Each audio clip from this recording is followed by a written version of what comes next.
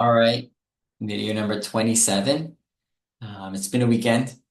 I pretty much spent most of the weekend, I guess not most of the weekend, right? Like 20 hours. So yeah, I guess a lot of it reading the Space Elevator blog by Ted Simon or Seaman, not sure how to pronounce it. Um, yeah, I started reading that last week. It was suggested, right? And I'm trying to read it to learn the history of the space elevator and what happened previously in the previous attempt. Very, very interesting. And it's given me a lot, right? It's first of all, it's making me notice obviously what happened, what went right, what went wrong, seeing what people saw, right? It's from a different perspective. It's from a perspective of someone outside, just writing about, how he's witnessing it. And as he witnessed it over the years, he wrote it for, I think it was 6 years or 9 years. I'm not at the end yet.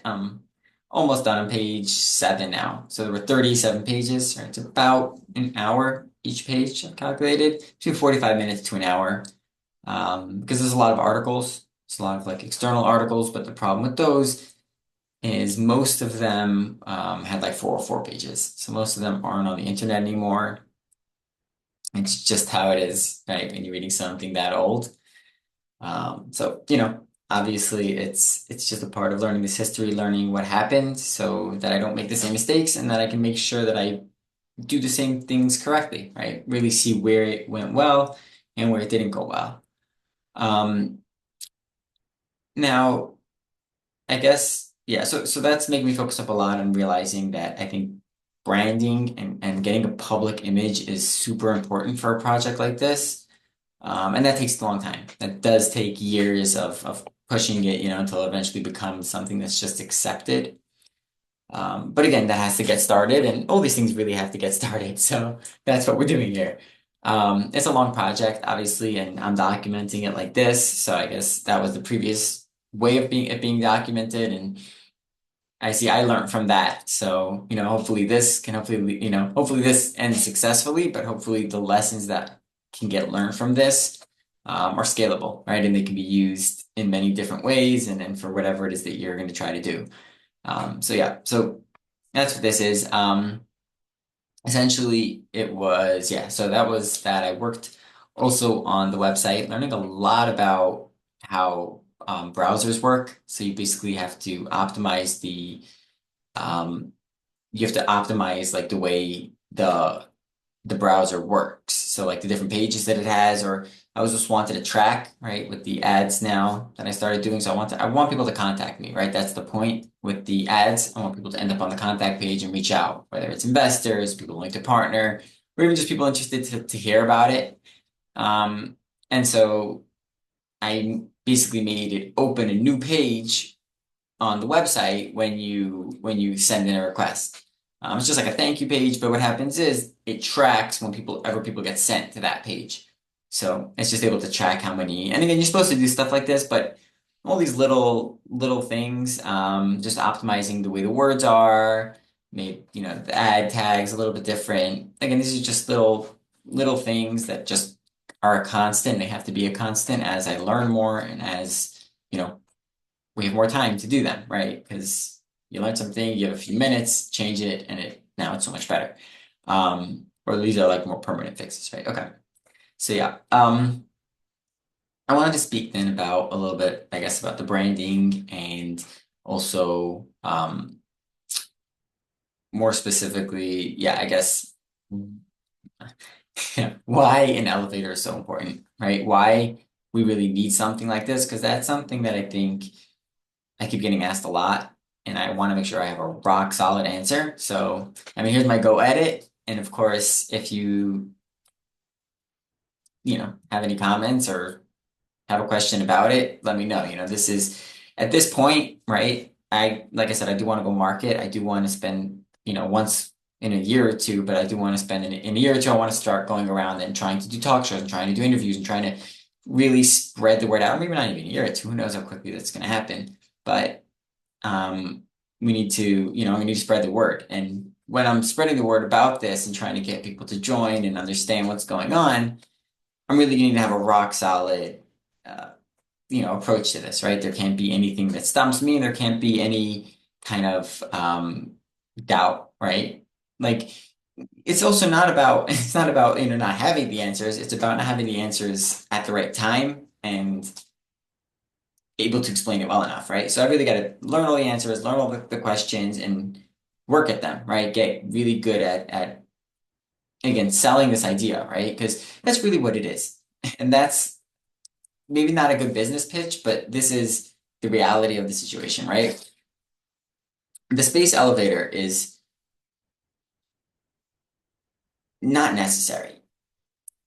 It's something that really would change the world. It's going to change the world drastically, but it's not necessary, right? And I like drawing a parallel to the iPhone or the smartphone very often because that's something that's similar, right? It's a very powerful tool that can be used to basically do anything remotely, right? But at the same time, it's not necessary, right? You do not need an iPhone. You don't need a smartphone. It's not a it's a great luxury and it definitely now that it exists, it's created so much industry around that, right? Around that ability, first of all, just the ability to have apps and things like that, but even more, just the ability to do computing on the move, right? And it's now we just take it for granted, right? Smartphones exist, smartphones are everywhere. Um, Space has that, right? Space has that potential. We know it, right? It's pretty obvious. Space has resources, so that's physical material, which is most of material value on Earth is based on physical material. It has ease of production, ease of shipping, ease of transport, right? There are so many benefits to space. The problem is it's an extremely hostile environment, right? We can't just go there. It's not a small trip, right? Now, obviously, over time, right, our ecosystem on Earth has grown, right? We started off, going between little villages, eventually to going over the seas. Now we're transporting stuff, immediately around the world, right? And again, the next step in scaling that up would be space, right? So essentially, again, and this is kind of a key driver that I think space right now is being focused on space for space, right? Space is a great industry for stuff that are in space and stuff that require space or for going out somewhere else. But space isn't for Earth, right? And as much as space is great, there are so many benefits that space has that we can actually benefit from on Earth, right? Just taking advantage of the fact that space exists and the fact that those stuff exists. Space is really complicated, right? And one of the issues, and not one of the issues, the thing that's slowing space advancement down so much is the cost that is to get there and how hard it is to get there. So it's kind of like a scaling thing, right? Obviously, space is great, right? Or we know something's great, but we have no way of really testing stuff in that situation to even have a chance to advance that, right? So everything gets slowed down, right? Significantly. And that's just the way it is with space, right? We talk on time scales here, and you're not talking about 1 year projects, you're talking about 20-year projects. And most of that is because space is so far apart and very hard to travel between. And you have to wait for return orbits, things like that. There's obviously so much more complexity to it. So that was maybe not a good sense of that word, but the reality is, right, space is something that's super difficult. And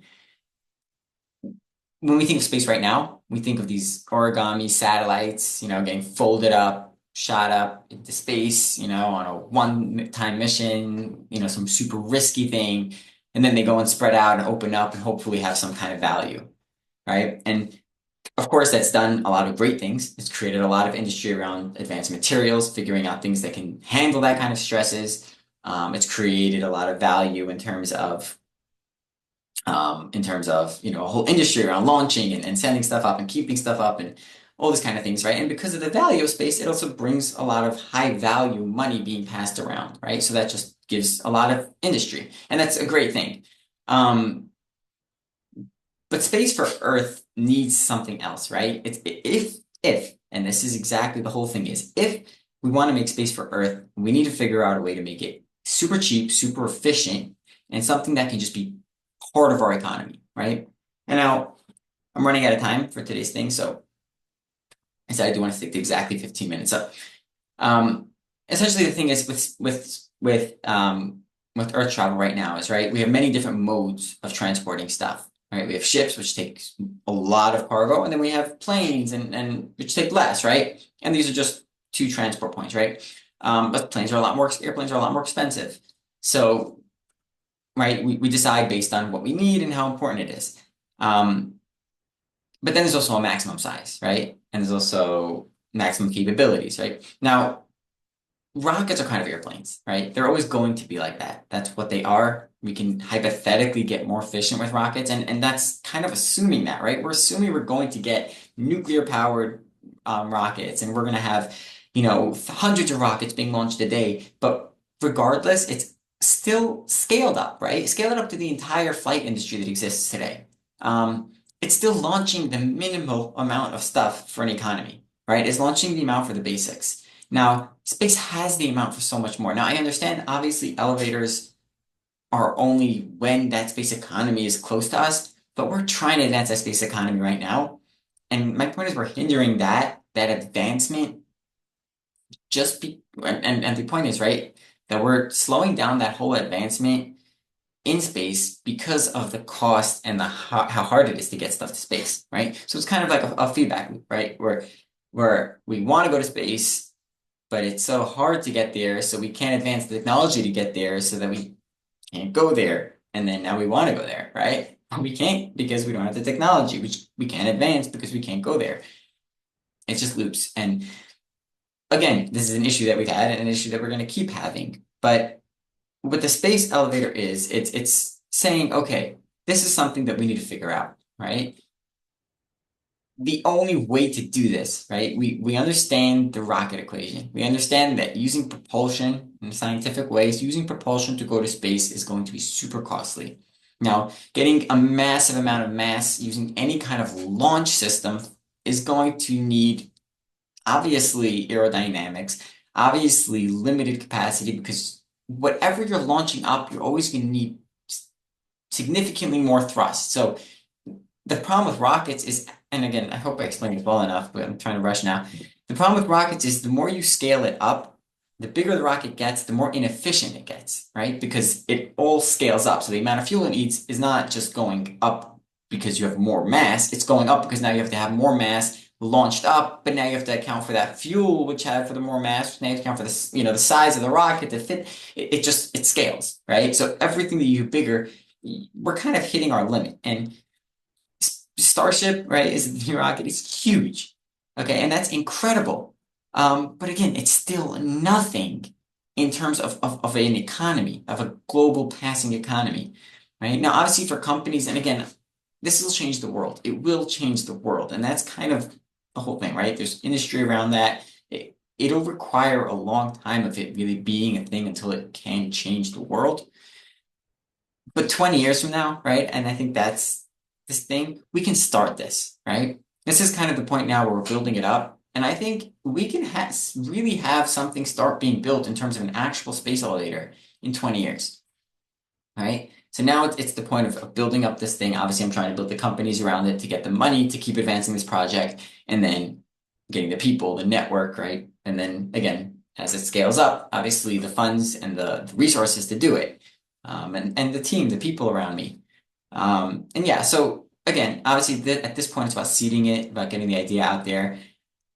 Really hope I explained how important it is to have a space elevator, or how it can change the world. Not, I guess, why it's so important, more how it can change the world and what it's going to do. Because that's really it, right? It's about realizing that and then understanding that we're just at the very, very beginning of it all. And I'm not thinking about right now, right? We're thinking about the long term, but this has to start happening at some point. Oh, and like I said, I didn't even say why we need space elevators. The space elevators can be scaled up, right? When they scale up, we can scale it up almost infinitely, right? And the concept exists, and then it's also a constant flow. And there's no inefficiencies, or not no inefficiencies. There's many inefficiencies, but we can try to limit it. Either way, trying to hit my time exactly. I hope you enjoyed. I hope made sense, please leave a comment and good luck.